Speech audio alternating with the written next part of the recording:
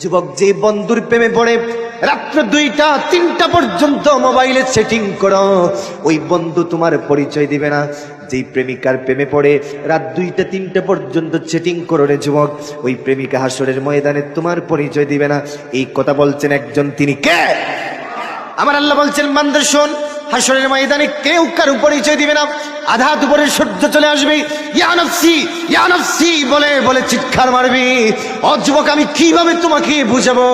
মৌলভীবাজারের বাসী কিভাবে আপনাদেরকে বুঝাবো? হাদিসের মধ্যে যখন এই কথাগুলা পড়ি, চোখের পানি জর্জর করে পড়ে যায়। দুনিয়াতে যদি আগুন লাগে কারো বাড়িতে, অন্য বাড়ির লোকেরা তাকে সাহায্য করার জন্য আসি, কিন্তু হাসরের ময়দানে কেউ সাহায্য করবে না। দুনিয়াতে যদি আপনার ঘরে আগুন লাগে, এই শহরের কোথাও যদি আগুন লাগে, সঙ্গে সঙ্গে ফায়ার সার্ভিসকে খবর দেওয়া হয়, আপনাকে হেল্প করার জন্য অনেক মানবিক সংস্থা আছে, তারা এগিয়ে আসবে। কিন্তু আপনার কবরের যুবক আগুন চলবে, 99টি সাপ দেওয়া হবে, একজন মানুষও তোমাকে সাহায্য করার জন্য আসবে না।